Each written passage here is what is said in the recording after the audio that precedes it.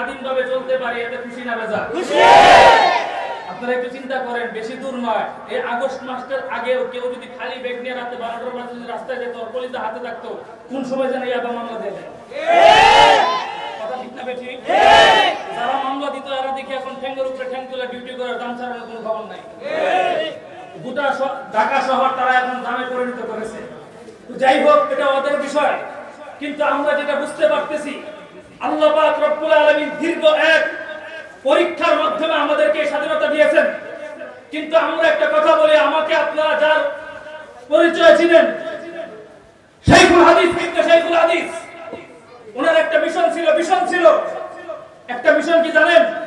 আল্লাহ পাক রব্বুল আলামিন এই পৃথিবী তৈরি করার পর থেকে প্রত্যেক যুগে যুগে নবী প্রেরণ করেছিলেন। প্রত্যেকটা নবী এবং রাসূলদের একটা দায়িত্ব ছিল, সেই দায়িত্বের নাম হচ্ছে কালিমাতু লা ইলাহা ইল্লাল্লাহ। তোমরা কালেমার দাওয়াত দিবে, আর খেয়াল করবে পৃথিবীর কোন জায়গায় যেন শিরক না হয়, কোন জায়গায় যেন মূর্তি স্থাপন না হয়। কথা ঠিক না বেঠিক?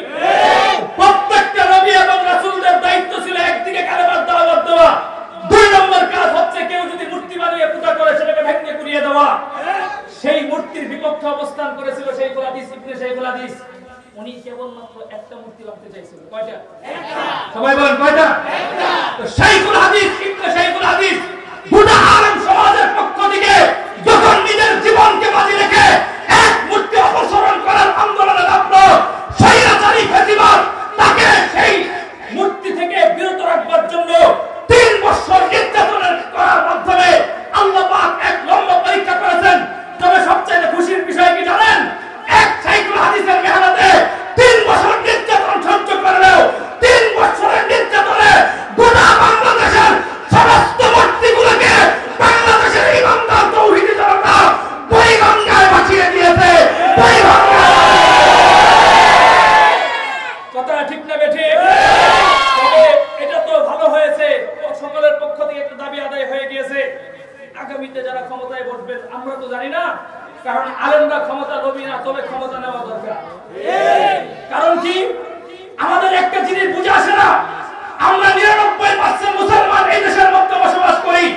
আমার যুক্তির দাবি হচ্ছে, বিগত বছরগুলো যদি আমার এই দেশ যদি জিয়াউর রহমানের আদর্শ চলতে পারে, বিগত বছরগুলোতে যদি আমার এই দেশ শেখ মুজিবের আদর্শ চলতে পারে, বিগত বছরগুলোতে যদি আমার এই দেশ রবীন্দ্রনাথ ঠাকুরের আদর্শ চলতে পারে, তাহলে আমি আর তুমি টাকরা যুবক 99% মুসলমানের এই দেশের মধ্যে গোটা কুল কায়নাতের জন্য রাহমাতুল লিল আলামিন সৃষ্টি হয়েছে। পৃথিবীতে যতগুলো মাখলুকাত সৃষ্টিকারী আমার আল্লাহ, ততগুলো মাখলুকাতের জন্য রাহমাতুল লিল আলামিন হচ্ছে আমার নবী।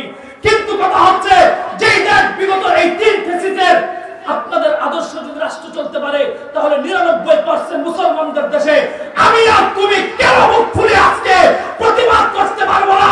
আগামী দিনের রাষ্ট্র দুনিয়ার কোন খ্রিস্টান আর ইহুদিদের আদর্শ চলবে না, এই রাষ্ট্র চলবে জনাবি মুহাম্মদুর রাসূলুল্লাহ সাল্লাল্লাহু আলাইহি ওয়াসাল্লামের আদর্শে আমাদের রাষ্ট্র পরিচালনা হবে। আল্লাহ পাক রব্বুল আলামিন আমাদের প্রত্যেককে এই আদর্শ বাস্তবায়ন করার তৌফিক দান করুক। 2 নম্বর কথা হচ্ছে, আমরা রাজনীতিতে যাই না বিদায় আমাদেরকে দুর্বল ভাববেন না। একটা কথা মনে রাখবেন, এই আলেম সমাজ একদিক দিয়ে কাদিয়ানীরা যেমন কাফের, আরেক দিক দিয়ে যারা নবীদেরকে গালি দিবে, এই দুইটা বিষয়ে কোন আলেম কিন্তু আপোষ করতে রাজি না। আপনারা আমাদেরকে বিভিন্ন ব্যানারও দেখতে পারেন, কিন্তু দুইটা জায়গায় যদি আপনারা কাটছাট করতে যান, তাহলে কোন আলেম কিন্তু কোন ব্যানার থাকবে না। সমস্ত আলেমরা একত্রিত হয়ে প্রয়োজন হলে আবার আরেকটা মুক্তিযুদ্ধ করবে, আবার শাপলা চত্বরে যাবে। তারপরও আমাদের এই দেশের মধ্যে নব্য কাদিয়ানীদেরকে অমুসলিম ঘোষণা করতে হবে, অমুসলিম ঘোষণা করতে হবে। মুহতারাম হাজিরিন, আমি আরেকজনের আলোচনার সময় নষ্ট করলাম, আন্তরিকভাবে দুঃখিত। আমি আপনাদের কাছে দোয়া চাই, আল্লাহ পাক রব্বুল আলামিন যেহেতু আমাকে সংক্ষিপ্ত কথা বলার সুযোগ দিয়েছেন এবং আপনাদের নূরানী চেহারা দেখার সুযোগ দিয়েছে, আমি দোয়া করি আল্লাহ পাক রব্বুল আলামিন এই দেশটাকে যেন আগামী দিনে মুহাম্মদের আদর্শের মাধ্যমে প্রত্যেকটা যুবক এবং মুরব্বিয়ে কেরাম যেন মুহাম্মদের আদর্শে চলতে পারি, আল্লাহ সেই তৌফিক দান করুন। ওয়া আখিরু দাওয়ানা আলহামদুলিল্লাহি রাব্বিল আলামিন।